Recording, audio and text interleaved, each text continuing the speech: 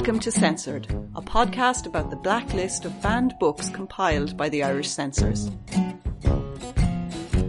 Censorship wasn't unique to Ireland, but the Irish were internationally infamous for their strict literary censorship in the 20th century.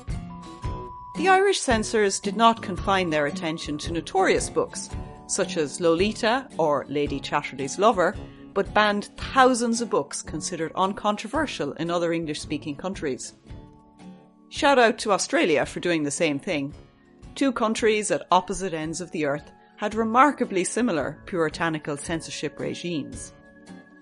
In Ireland, the censors compiled a list of prohibited publications, which were considered indecent or obscene.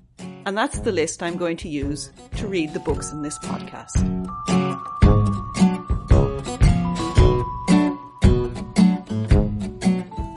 I'm Aoife Vritnach, and I have a chronic book habit. Most importantly for this podcast, my mind is always in the gutter. And nothing but smut unites these censored books. Luckily for me, the banned list contains all kinds of books.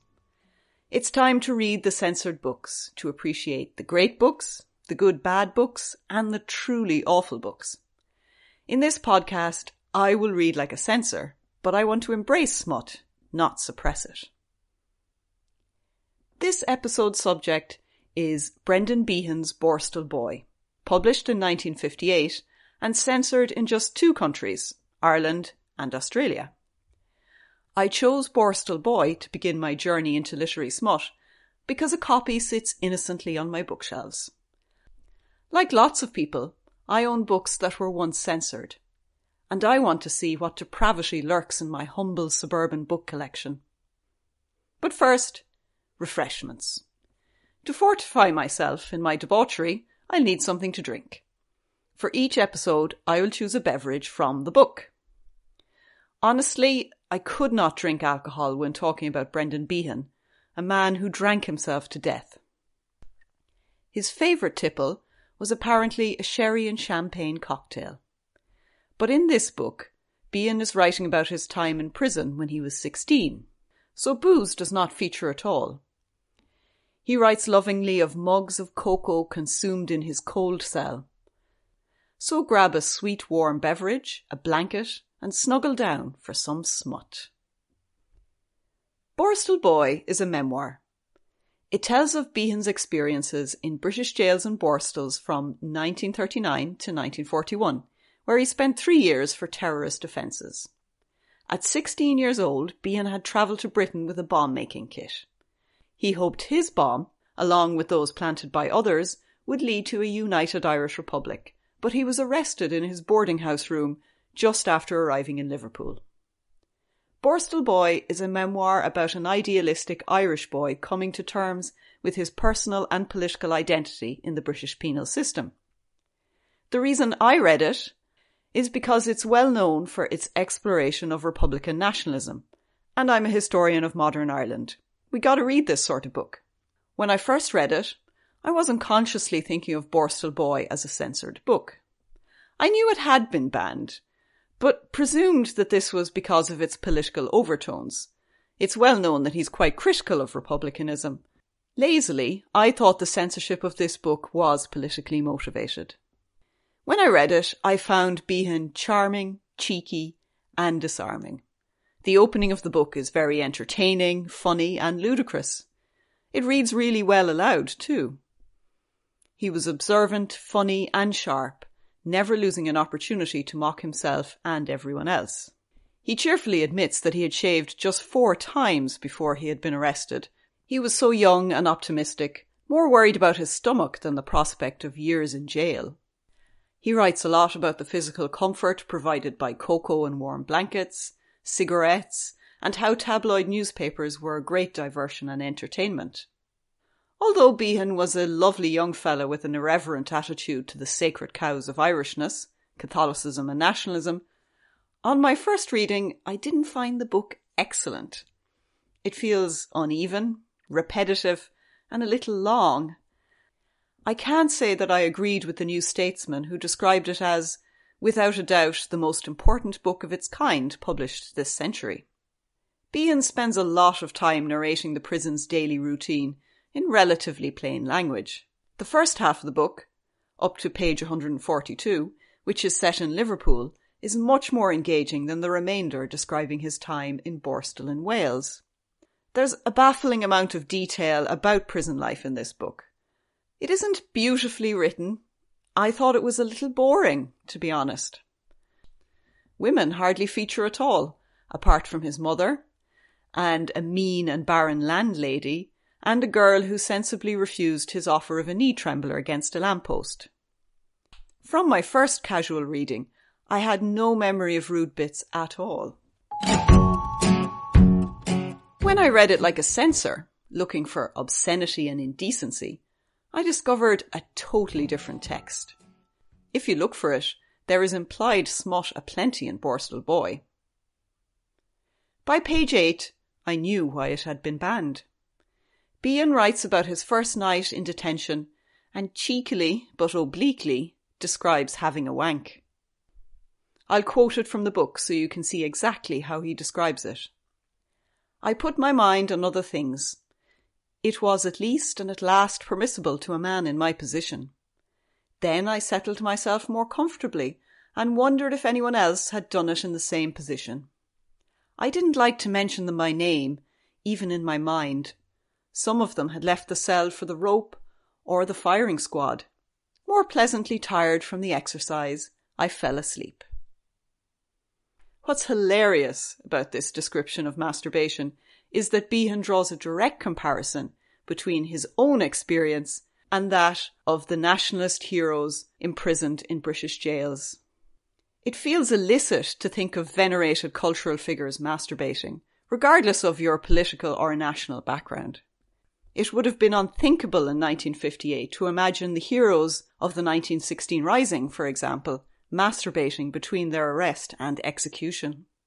It's probably still unthinkable, to be honest.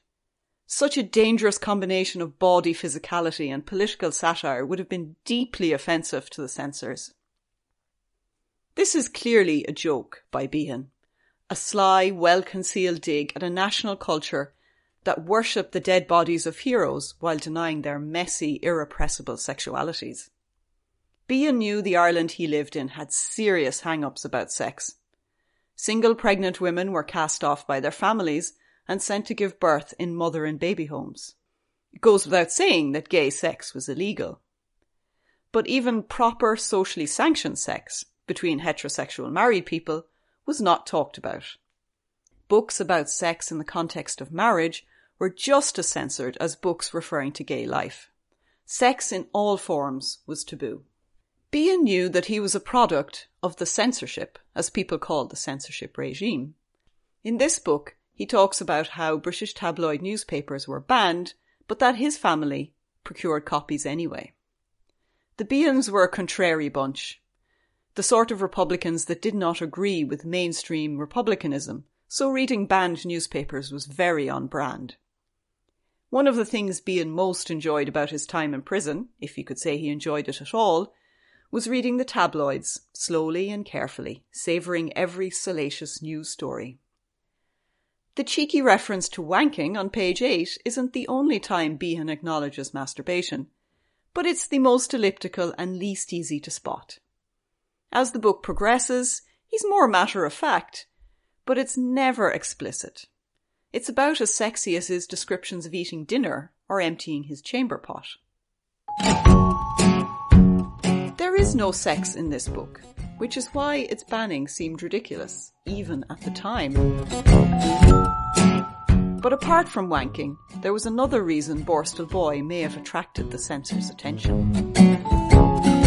No one snogs or shags anyone in Borstal Boy, but Behan does have a significant emotional relationship with a fellow prisoner, Charlie, a Londoner he met on his first day in Liverpool prison.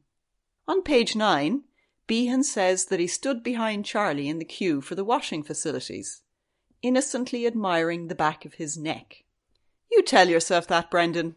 Focusing on that tantalising strip of exposed skin at the back of someone's neck, between the collar and the hairline, is completely innocent. Almost instantly there is an exchange of physical intimacy between Charlie and Behan, that's casually described like it's no big deal. Charlie asks Behan to fix his vest, that is, to tuck his underlayer below his shirt. Behan writes, "He turned around, and I shoved down an inch of his vest that was showing above his blouse. There is a bit of soap behind your ear."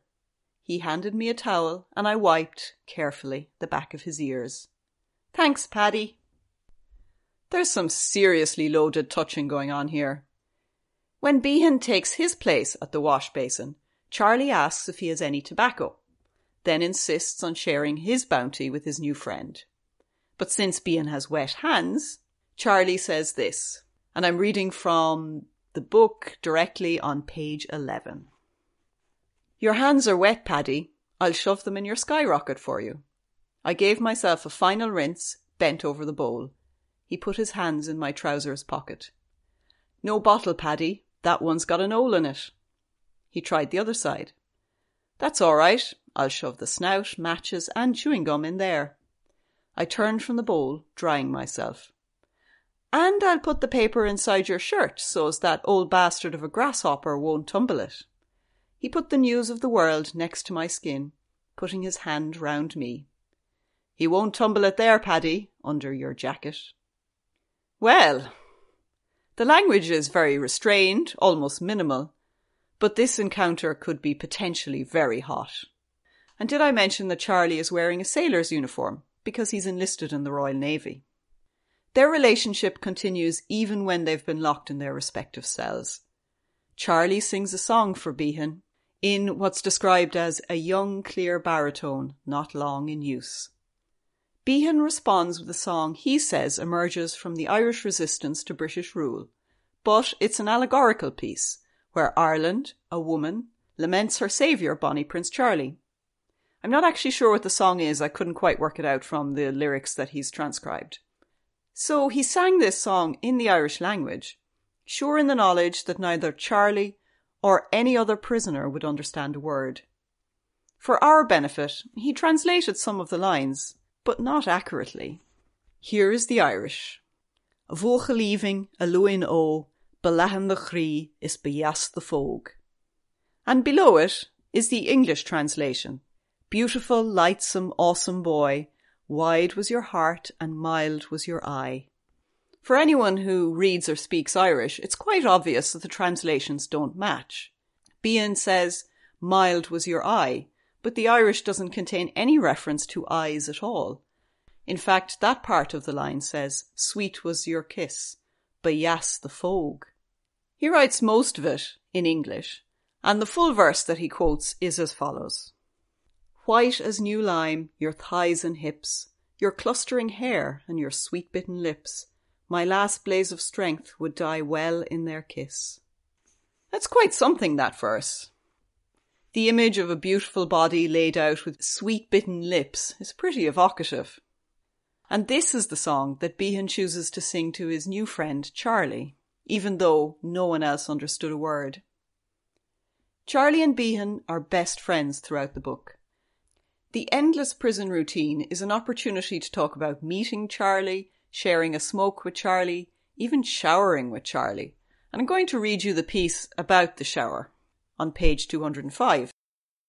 "Paddy," Charlie shouted from next door, "come in and soap my back, will you?" "I will," shouted Joe. "I'm good at that, I am." "You stop where you are," said Charlie. He stood under the water, the light down his back muscles faintly gleaming. "Okay," said I, taking the soap.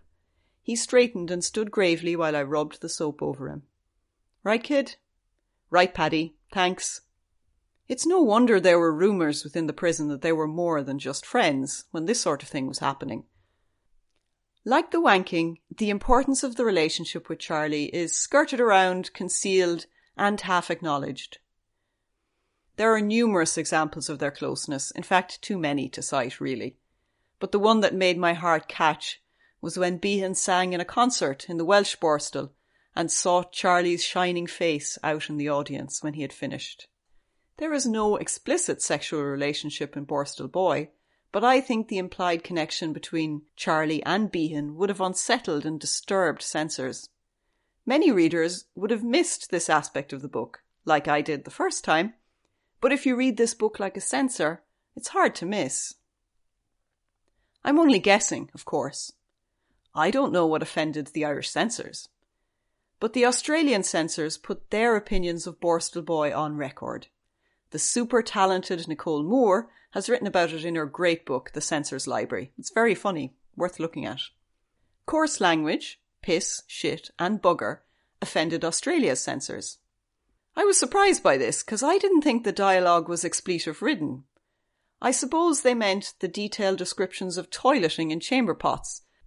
The pot was emptied on a timetable, so if a man couldn't hold it in, he would end up eating and sleeping with a pot of shit for hours on end. Actually, I found the descriptions of prison life really interesting.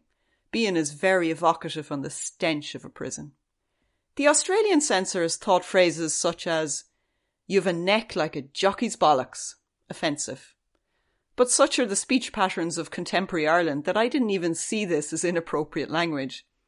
We swear a lot in Ireland right now. Our Minister for Health said ass and gobshite in a press conference last week, and no one passed a remark on it. And I swear more than most, so I presume that's why I missed the riper phrases in this book. So I went back to double check. But Behan censored his own language in the book. Where a character said fuck, he wrote a dash, or transliterated it as fug, F-U-G-H. For an all-male environment, the language is pretty innocent. One Australian censor claimed the songs in the book described acts of bestiality and male and female masturbation. I checked, and he must have been hallucinating. The hymns, ballads and rebel songs that pepper the text don't even contain smut, not to mind bestiality. Many are soppy ballads whose words are embarrassingly maudlin without their haunting melodies. Clearly, Australian censors had pretty fevered imaginations. Like I said earlier, the songs are an important part of the almost but not quite sexual relationship between Charlie and Behan, but they're not rude in and of themselves. So, to wrap up our exploration of Borstal Boy, it's time to play Censorship Bingo. I've made a bingo card of all of the things I think offended censors.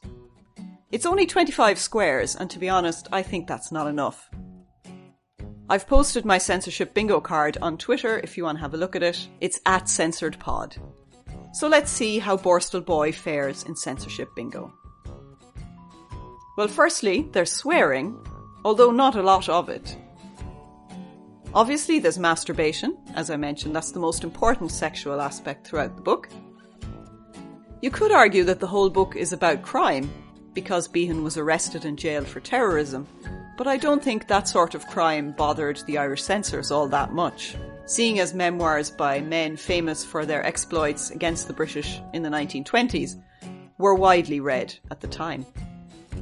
Looking at my bingo card, there's a surprising amount of squares that Borstal Boy does not tick. There's no divorce, oral sex, menstruation, abortion, no orgies at all, no drugs, not even references to genitalia. There aren't even any detailed fantasies to accompany the masturbation. Borstal Boy gets a really low score in Censorship Bingo, which could explain why its banning was particularly contentious in Ireland and Australia. For me, it was fun to read a familiar book like a censor, to see how it changed according to your reading intentions. And it's certainly true that being filthy-minded has opened up a whole new book to me. The next episode will be about Rona Jaff's The Best of Everything, another censored book from my bookshelves. To find the books that I'm going to feature in the next few episodes, check out my website, censored.ie. If you want to tell me about rude bits in the books you're reading, I'm on Twitter @CensoredPod. And keep reading those banned books. It'll do you good.